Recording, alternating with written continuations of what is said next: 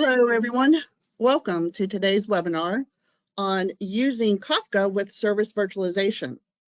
I'm Pamela Deason, Head of DevOps Product Marketing here at Broadcom. The webinar today will be led by Carl Miller, Strategy Consultant for Service Virtualization. The presentation will be recorded and you will be able to access it afterwards.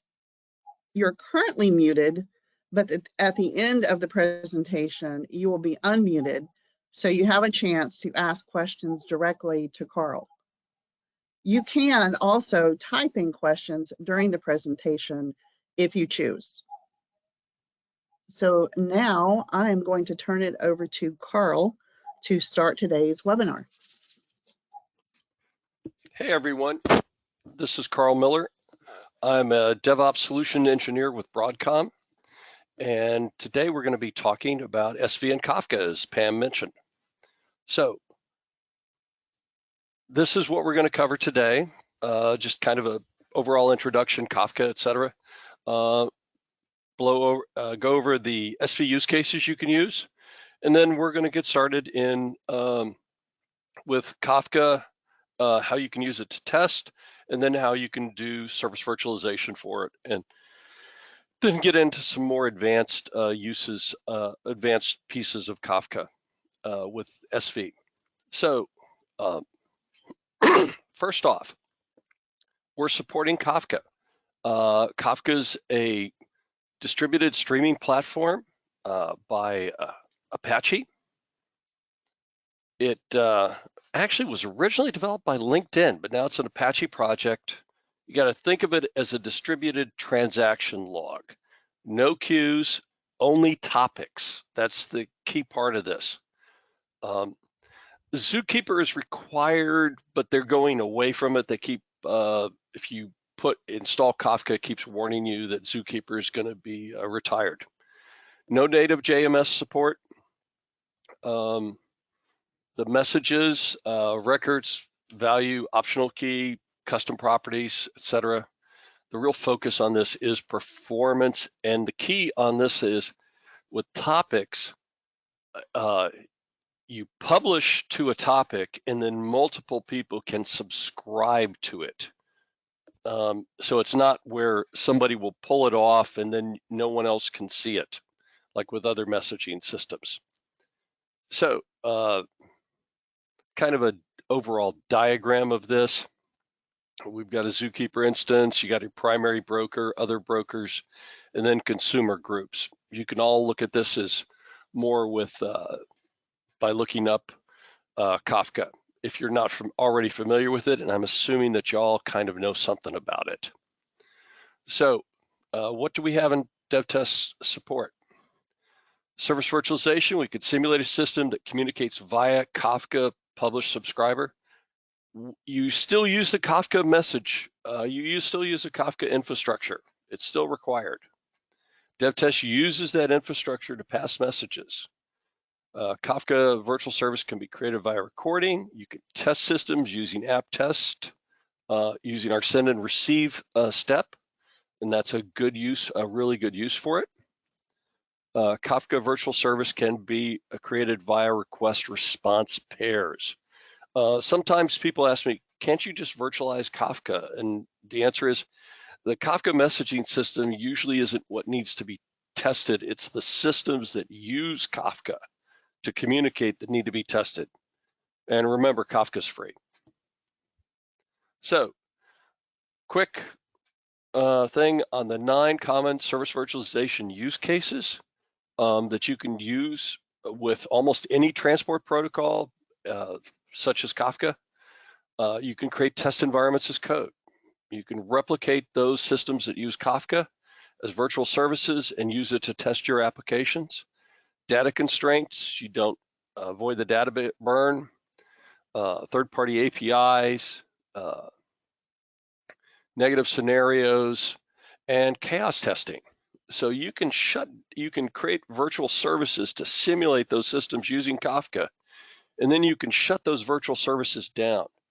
The advantage to that is that you aren't shutting down services some other team might be needing for testing. So that's quick on the use cases. And this is kind of going to go through, the next set of diagrams is going to go through the primary parts of the demo I'm going to show you.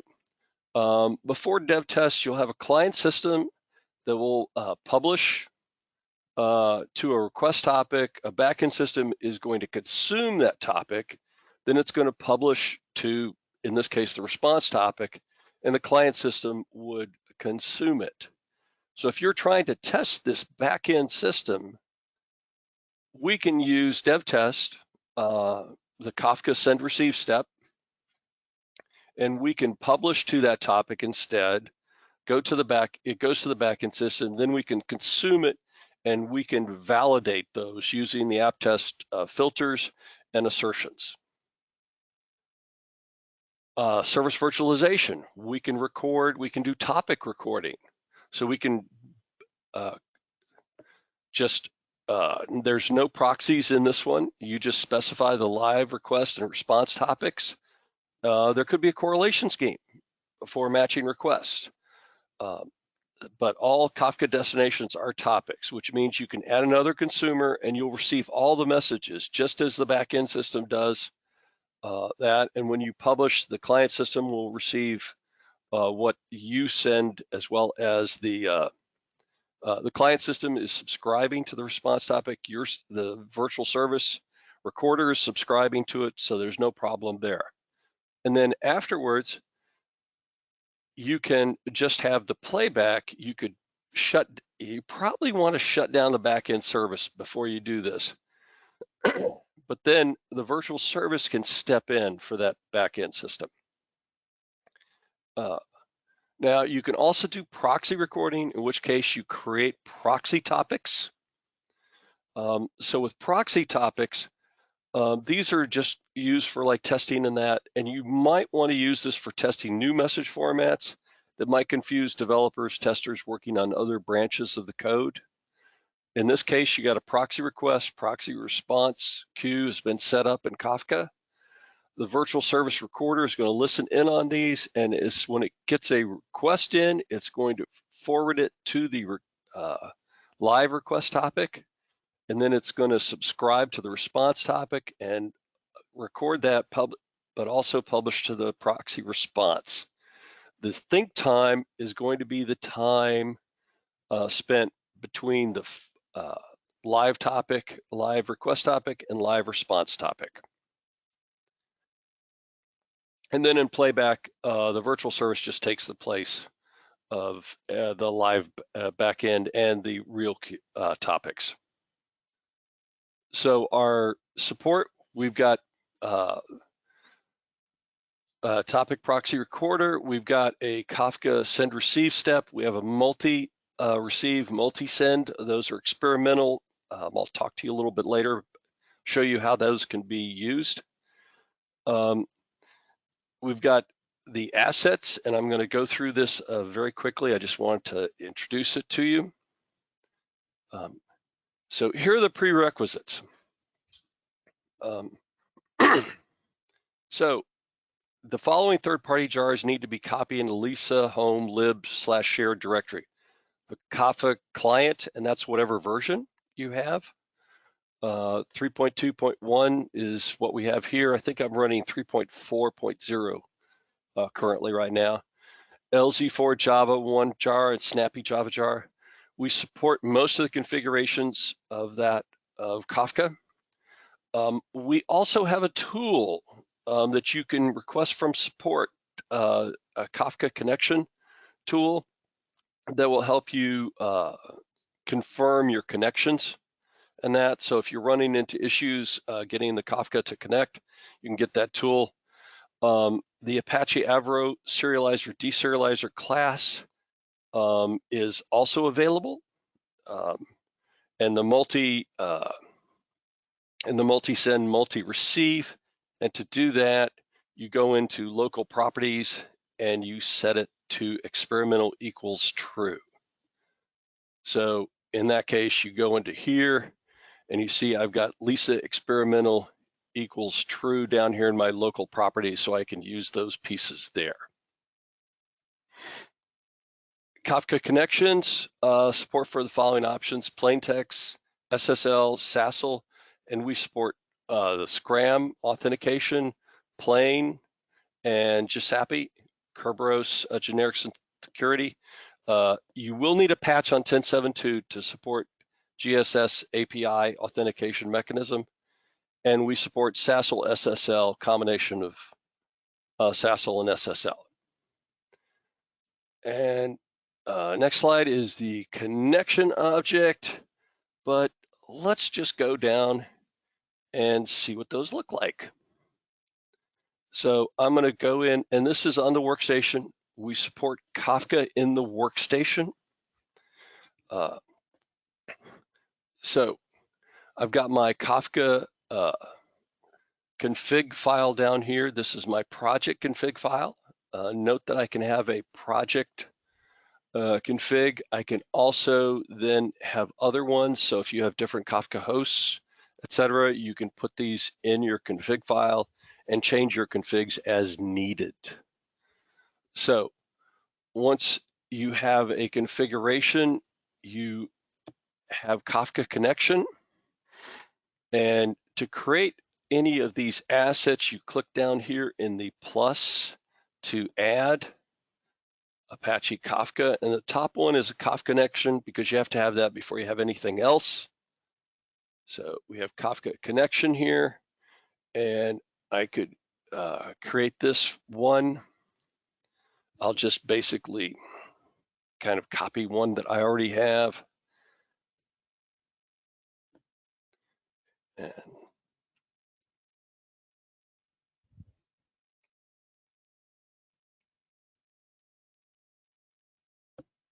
copy. Always good to give it a description. And then you give it the host. And in this case, this is a separate system. This is a separate system here. It's not, I'm not running this locally. I've got Kafka and a couple of other systems here. So, and then you go up here to the verify. And there we go. It's opening a consumer connection, listing topics. It's found 11 topics, success, class, copy config info. So that's basically it, setting up just a regular plain Kafka connection. You probably are going to have to work with your Kafka team because you may have SSL and SASL context to add. So I'll click OK, and I got that down there, but I'm going to use the other ones. So what can we do with this Kafka? So we've got the Kafka connection, and so now I can open up. This is a basic Kafka send and receive here. This is our step. You click add step and Apache Kafka. We have the Kafka send receive, multi-receive, multi-send. But if we open this one up, I've got a Kafka send and a Kafka receive. Both are enabled for this one because it's a send receive. Send topic, I'm sending to a test topic. And if you click the drop down, you'll see all of my topics that have been created in here.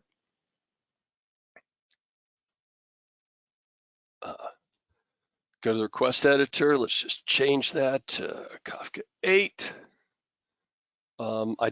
Not using a correlation scheme or anything because I'm just sending a quick string here. Go back to my request editor. And I can execute this step. I can do this in the ITR, Kafka test 8. That's ending the test. Okay. And if we looked in my test events, you would see that I've sent message and received, sent that, and then I received it back. Because what I did was I published using this, I published to the topic test, and I consumed from the topic test at the same time. So basic send and receive, it's great. It's a good one just to test things out. And the Kafka pieces that we use this connection, DevOps Kafka 01. and we use this topic test. So you can create a topic test. The scope is step, the name. The name of this topic is a Kafka topic. You can actually create a different name here if you want, because this is just what you use. But this is coming from your Kafka. And my connection is using the DevOps Kafka 01. That's what I just showed. That's my separate Kafka server. So for this next piece here, I'm going to show you how to use app test to test a Kafka service. So in this case, I'll bring up my driver test. I have a Kafka send receive step here.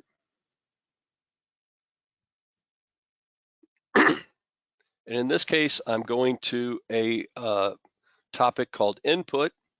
And if you click here, you can, this is an editor, DevOps Kafka 01 partition, and I can test it by clicking the verify. Found one partition on topic input. Okay, so it found it. If I needed to, I could create another input if I needed to that I didn't already have in my configuration. It would do that. And my consume topic is here is output, because I'm testing a service that gets something on the input and pushes something and consumes the input topic and publishes on the output topic. In this case, same thing here. Test it, says okay, good to go. So I have these two pieces here. I have my data sets as usual. Any application test step will allow you to have data sets. So if we click here, I have data sets. I have a data sheet, which just has the name of some items in here. And then I have a numeric counting set just to give me an ID for this. And then I have some assertions. I have some filters to filter back the response. I'm going to get the item name and the item price out of the response. And then I'm going to assert that the item name is the same name that we got from my data set. And the item price is basically, we have a price there. So when I execute this, I'm going against a backend service. It's just a demo service I have. So if I run this, I've my request being sent out was just this, the ID and the name. So I sent that out, ID and the name, and what I got back was the ID, the name, and a price. And if we execute this, we'll just get 5 of these.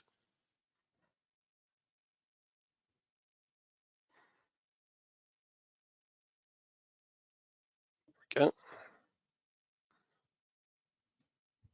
And this is how you could test a Kafka service. You could use a data sheet to send things. You can use the send receive step to test out. And in this case, I've got my test events here. And as we go down, it sent out this, and it received back the one with the received back, and it executed the filters, and then it executed the assertions to make sure that we had a price coming back. So there we go. That's how you basically can test an application that uses Kafka messaging. Kill that. So that is basically what we talked about in this.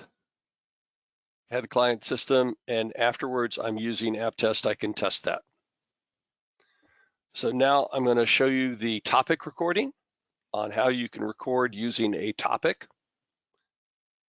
So to do that, we're going to go back in here, and I'm going to go up to my recorder, my VSC recorder. At this point, I've got a new image. I have to give it a name. I'm going to just cheat a little bit, and I'm going to go to record topic and change that to 11, because you guys don't want to see me mistype things all the way down.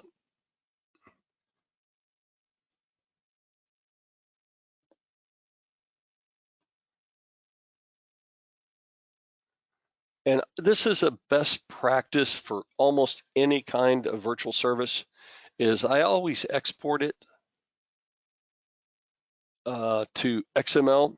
It saves it as an XML file, and that allows you, if you had multiple data protocols you needed, or you weren't sure about that, you can save it off, and you can do things more with them later. So my transport protocol is, of course, as you go down through here, Apache Kafka. Okay. If I click next, it's going to ask me, and I have two options here. I have topic recorder. This is for what we're going to be doing, and proxy recorder. So we're doing topic recorder. And request one, my consume topic is input. My response topic, see it filled in with the top one, but it's output. So you've got all this. Now, if you had something more advanced, if you'd already done something more advanced, and you didn't want to do typing and all the selection in later on, because we have all these things. Maximum responses could be one or more because it's messaging, of course. You can always, if you have a VRS file before, because you say it always saves off a VRS file unless you uncheck that box. Don't ever do that. See where it says save VRS file, don't uncheck that, keep it there. And see if I click this and I say open, it has basically put in everything that I had before. So it's great because then it fills everything in with the input, etc. So you don't have to do more typing. Always good for making sure that you don't make a mistake.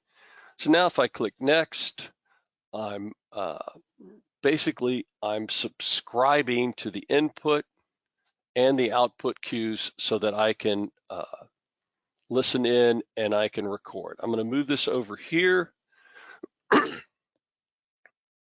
I'm going to put that back just a little bit so we can see it. And now I'm going to go to my driver test. And there, as you can see, the driver, since I'm subscribing to both those cues, I'll see those.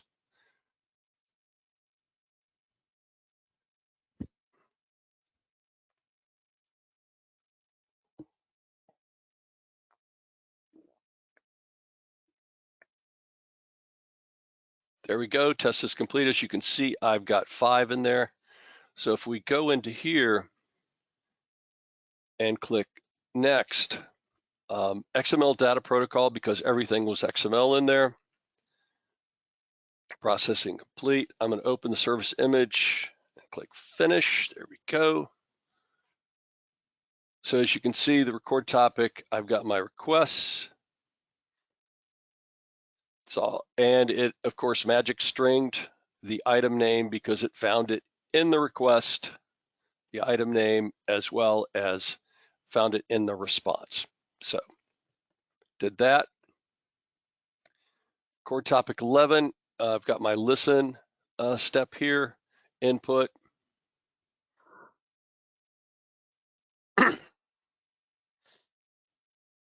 And the respond step, the Kafka VSE respond step. So we've got these, and I can now deploy this back out.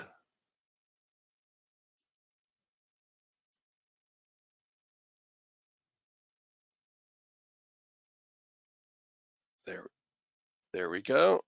And I'm going to deploy this to VSE default. Give it a name, Kafka. Deploying out. It's been deployed. If we look in the portal, core topic 11, and I'm going to stop my demo Kafka service since it's listening on the same ones. There we go. So I've stopped that. And now if we execute that same test, we'll be going to the virtual service instead. And there the virtual service is responding. I clicked only one, so click go, automate test. There you can see it's going through. And if we refresh this out here, we've got 4, and now we've got 5. So that means my test is over with. Click OK. So we've got 5. We've got 5 running here. So that's how you can do a topic. As I said, you probably need to stop the backend service first, because that way, otherwise you'll get multiples coming back at you. Now we're going to look at proxies, very similar to that. They're very similar on the proxy. I'm going to stop this. Yes, okay. And I'm going to start this one again. There we go. And a recording proxy, very similar. We just go up, we do a VSE recorder. And I've got a record proxy 10. I'm going to change that to 11.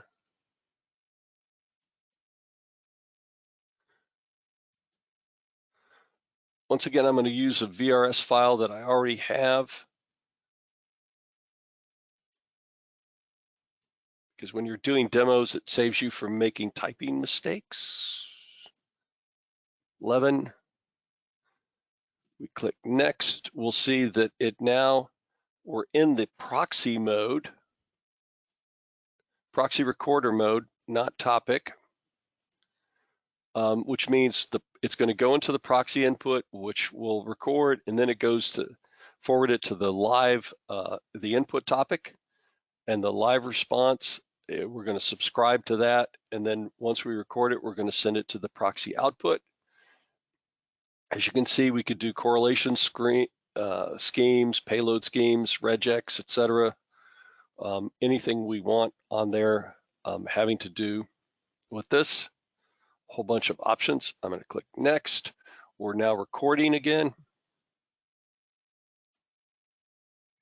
And this time, I'm going to use my driver proxy. And very similar, except I'm sending to the proxy input and I'm consuming on the proxy output. So if I click this one, you can see we've got 1, and we've got a message count of 1 here on my recording. I'll just automatically execute this. Same thing.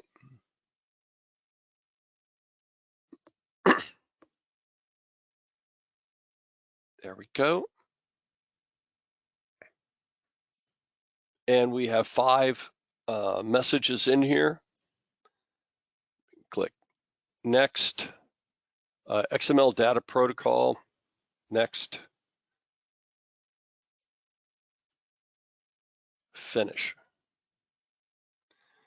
Okay. Basically, the proxy and the topic, the VSI files are going to look really the same, but you'll notice here on the VSM, I have a live invocation so that we can actually do live invocation with it knows that it's a proxy in front, and it could send it to the back end. Here, topic, you see there's no live invocation step here. Otherwise, they're basically the same. So that is one of the advantages of the proxy. As I mentioned, you can use this for testing new message formats, new branches of code, and so that you don't interfere with other teams. It's very useful that way. So now if I deploy this out to my VSE default, give it my group tag, of course, deploy. It's been deployed. Look here, click refresh. And so I have my record proxy here.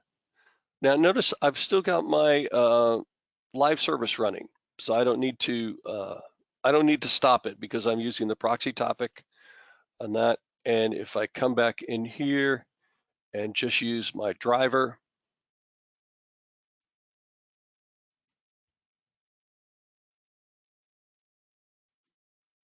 I'm going to start seeing this record proxy come up. There, we've got all the ones we have. Click OK. Could run it again. Rewind, run again. And I'm not going to the live service, I'm just using the proxy. So this is a great way to allow for testing without having the live systems when the live systems are unavailable or anything like that. So those are primary pieces of the demo, showing you we've shown you currently how to do an app test, how to do virtual service by topic and proxy recording. So let's look at some other things. One is, let me get rid of a few of these out here. Yes, close, close. Yes, there we go. A few other things we can talk about. SSL, because everybody nowadays is encrypting everything. It's pretty simple here. We've given you a lot of great things to go with. So my Kafka primary Kafka machine is got SSL also on it. It's just listening on port 9093. My normal port is 9092. My SSL port is 9093. And I've defined that down here in my DevOps Kafka SSL context of what that is. So let's take a look at this one. This is my context for communicating with SSL, and we've given you a lot of good things to do with this. Let me just hold on. I'm going to move this over a little bit so we can see a bunch of things here. So I've got the context here. So as you can see, the scope is global. The protocol is TLS v1.2. My trust store is this. This is one I have defined already. And my key store is this. These are the ones I've defined already. So my trust store looks like this. This is a trust store for DevOps Kafka 01. That's for the server. I recommend that you always identify things. Use the description. Use the description because that allows people that come that are working with you to understand more about it. Don't just type in one little thing. Use the this tells you that I'm using it for this server, not for another Kafka server or anything. Once again, we do have the verify. Say okay. The context, I've got a trust store and a key store here. I'm gonna, you can verify these, of course. Looks good. And this one, it verifies it. Looking good here. Drag that up a little bit to click OK. And how we did that was, of course, coming in here to the assets. You can create all these kind of assets. I can create an SSL context. I can create a key store file, and then use those for key stores and trust stores, the key store file, and then the SSL context. And so as you can see up here, I have SSL, I have key stores here, I have an SSL context for that. And that's what allows me to use that piece. And so because of that, then I've got my driver, my Kafka send receive SSL. I've got an input SSL2. So that's there. Okay. I've got an output this, producer consumer. It's going against that Kafka SSL that I showed you earlier. And just a simple test here.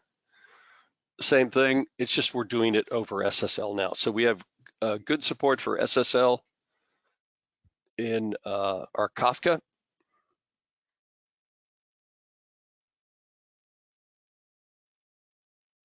It's complete. I'm going to remove that from the test.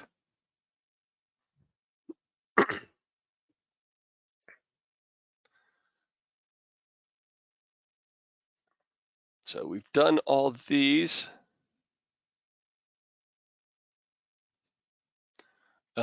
Once again, the prerequisites.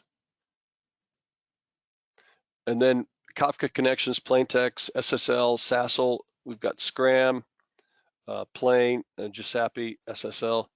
And that's all these. The Kafka connection objects, I just showed that to you. SSL context. Once again, trust store, key store, etc. SASL context. This is, in this case, it's like TLS1. It's got a SSL SASL. This is the context for the test. It's Scram Shafe 512, password, etc. And you can do that. It's basically the same, and I have one set up here. So a different Kafka server. It's running on a different port, 9094. I've given it a name here. I've got an SSL context. It's got SSL on that also. And then I've got my SASL context, and I can look at this. I've got my username. I got my password. I'm not using Giuseppe for this. There we go. That's okay. And then we can verify this here. There we go. So pretty easy to set up. You just have to get with your Kafka people and talk to them about how you're doing that, about how they're doing that. That was that. So that's context. So recap, we went through the send and receive step. I did the live topic recording. I did a proxy topic recording. And then I showed, but before that and during, I showed you much more about how we connect in with your Kafka infrastructure. Benefits,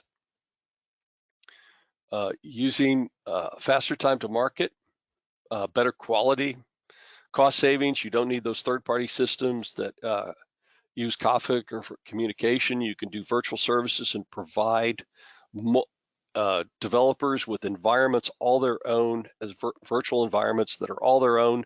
They're not stepping on anyone else's to do their test cases. They can do performance testing. They can test multiple scenarios, configurations, slower services, different settings, etc. All those things you can do with virtual services much easier, much better, much cheaper, and faster than you can with live services, especially because you're usually stepping on somebody else's toes. Kafka connections, we saw, excuse me, the following options: plain text, SASL, etc. And we have good resources. The documentation, product documentation, tech docs, search for Kafka. So when you do that, you're going to see a wealth of information. So one of the things is, like, if the Kafka send receive step, if you search our documentation, this is our documentation right here. It talks you through this. We have tooltips on there, Kafka send receive. I was actually working with another customer recently, and they needed to send things to a Kafka topic, but they weren't pulling it in, but they needed to test messages coming in out of sequence to see how the system came out of sequence. And that is something you can do, because if we look at the send receive step, you have the enabled, and you have for the send, and you have enabled for the receive. So you don't need to get anything back. You can just send. And so in their case, they were we work with them, and we had a data set. It was kind of similar to this one. We had a data set here where we were sending messages in, but we could send them out of sequence so they could test how the application handled if something came in out of sequence, which is that can happen. And it's something that you need to test, and it's kind of hard to test with live systems. So a lot of good things there that you can do. That's Kafka send receive step. We have the Kafka assets. So these are the connection, the topic, and the consumer producer. You don't normally need consumer producer for a lot of things, but you do need it for some. So we do have the possibility there. And I actually have those I have some of these in here.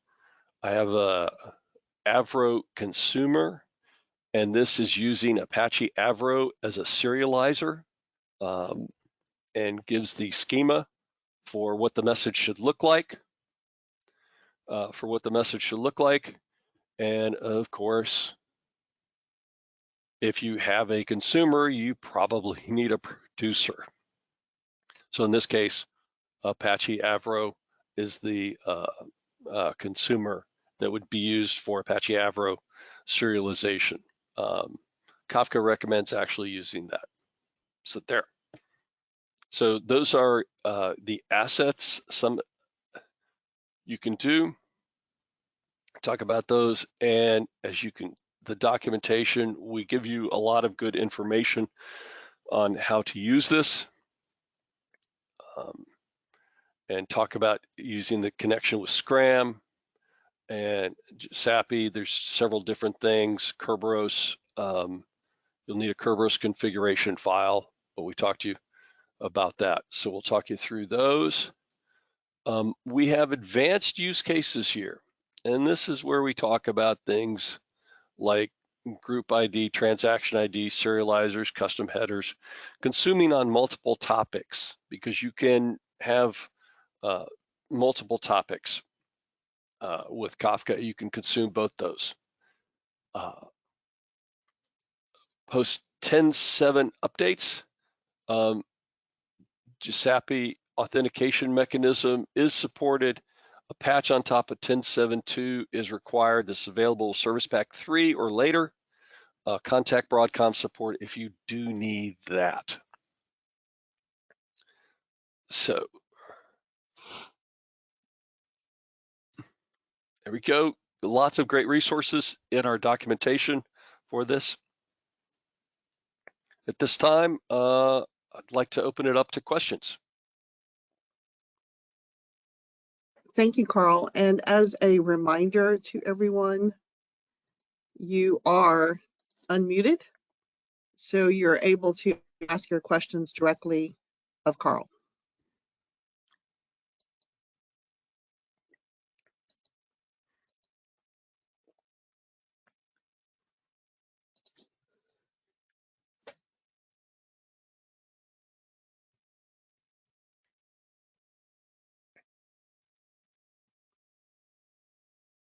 And let me just also mention, I've put in the chat to everyone contact information, both for Carl, myself, and Beverly Mendel, who is the program manager for DevOps here at Broadcom. Should you have questions after this, please, or anything that you want to bring up, feel free to email us. I did not see any questions coming in during the chat, other than a comment from someone about the recording. Just as a reminder, the recording, we'll send out an email to everyone. The recording definitely will be available. Typically, we don't send out the presentation. However, again, reach out to one of us if you would like a copy of this presentation in PDF form. And again, you're all able to ask questions directly now if you would like.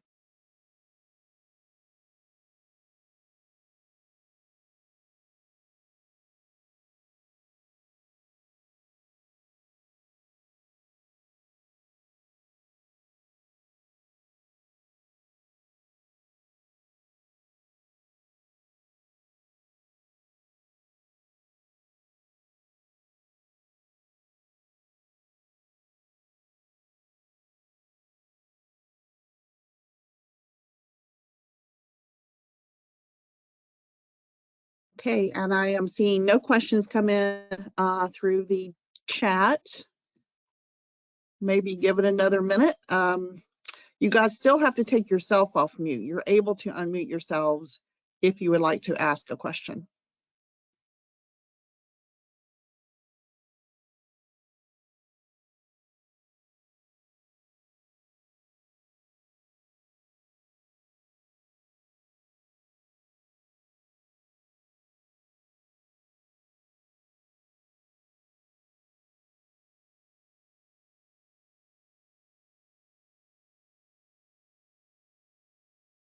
Yeah, hi Carl, this is Sai. Hello? Hey, how you doing? Yeah, good. Sorry, I have quick question. Like for the Kafka topics in the environment, we need that environment to set up first in our side, right? Yes, you need a Kafka environment already set up. So, but it's pretty easy to set up. I mean, Apache Kafka is free. There's a lot of good tutorials out there on how to set up Apache Kafka. I use Linux, CentOS, and Ubuntu. So you need the topics set up, or you need the Kafka system set up, and then depending on your Kafka setup, sometimes they have auto generate topics, but most of the time the administrators want to set up the topics. So you need the information from them on the topics, and then you go ahead and connect to them using the dev test. Okay, okay, got it. Thank you. So it's a little different than MQ thing, right? It's different than MQ because it's what we call a publish and subscribe methodology. Okay. And one of the easiest ways to think about that is if I'm subscribing to this topic, this is the receiver. Any message that comes into that topic, I'm going to see. And 10 other people can see it at the same time. But if I'm not subscribing to that topic, and so you can publish something, and instead of having to send a file or a message to 10 different systems, to send something to 10 different systems, you can just publish to this one topic and let those 10 systems subscribe to that topic, and then they'll get everything they need. Okay. And so it's a little bit different than MQ or JMS, because in like MQ, you publish to a queue and one system gets it, and typically they do something with, they'll do something with it. And if other people want that same thing, you've got to give them a queue so that they can pull that message off the queue. In this case, it's a event streaming more. It's not so much as it's not a queue, it's your streaming, and if you're subscribing during when it's sent, you'll be able to consume that topic. It's all more a little Kafka thing. It's a very high performance system, great for doing event streaming is the primary thing it's used for a lot. Okay, got it. So Great. is there any way this session recording can be shared? Like if any members wants to see again? Oh yeah, if you've subscribed, since you've come into this, you're going to be able to access this recording later on. And I think you should be able to share it with other people.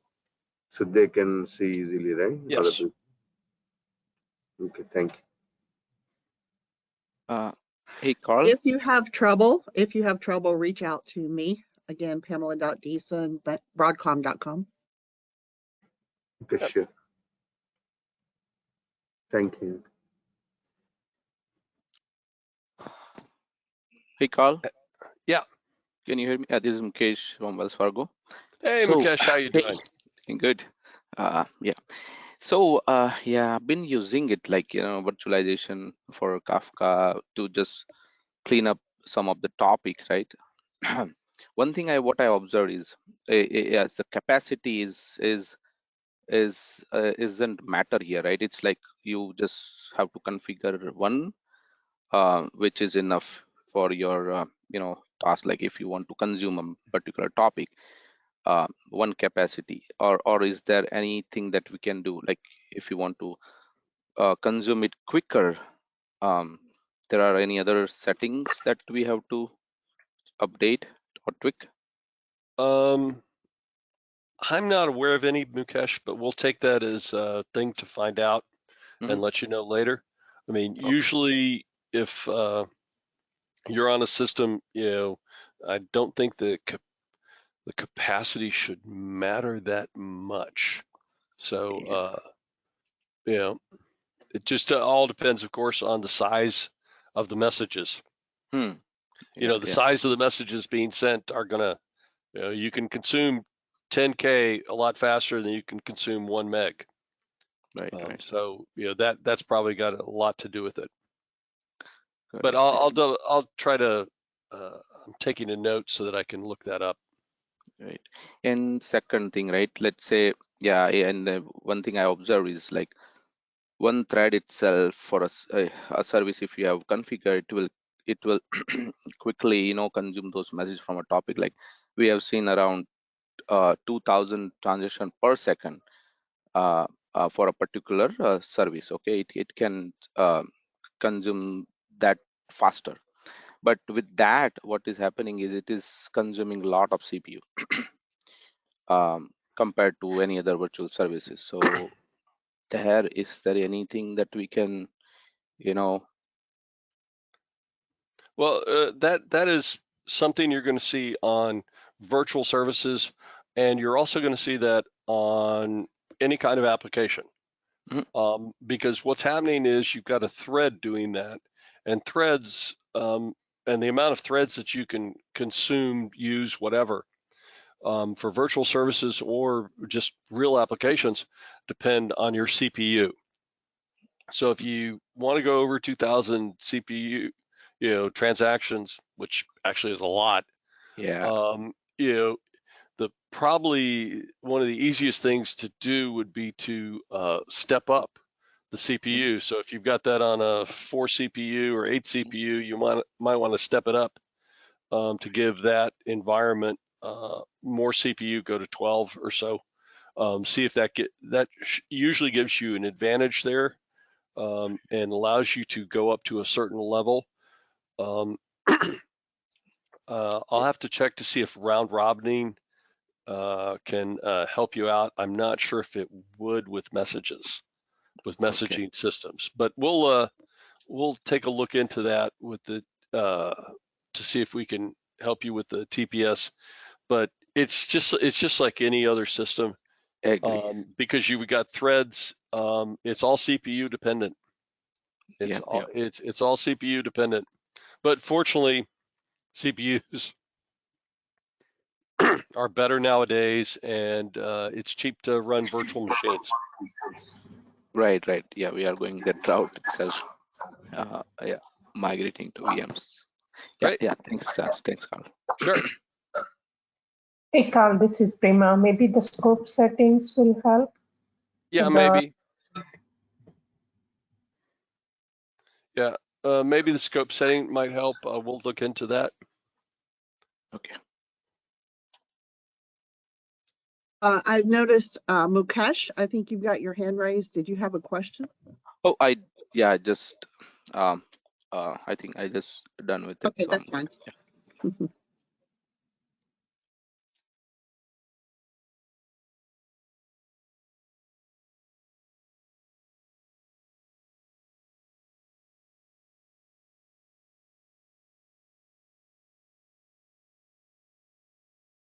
And we have another few minutes. Any other questions from anyone? So Carl, this is only for Wells Fargo event or? No, this is everybody. So don't discuss any Wells Fargo private stuff. Instead of live systems, virtualizing your test environments. So yeah. But thank you for attending. Yeah, thank you. Thanks for meeting as well. So I will attend a little late for your next meeting. Okay. Yeah, I'm going to be a little late. So yeah, don't worry about it.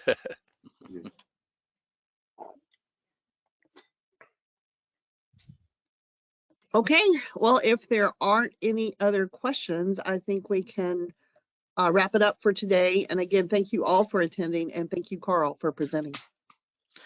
Yeah. Thank you so much. Yeah. Thanks, Carl, for the presentation. Thanks, everyone. Yeah, Right. thank you. Thanks, Carl.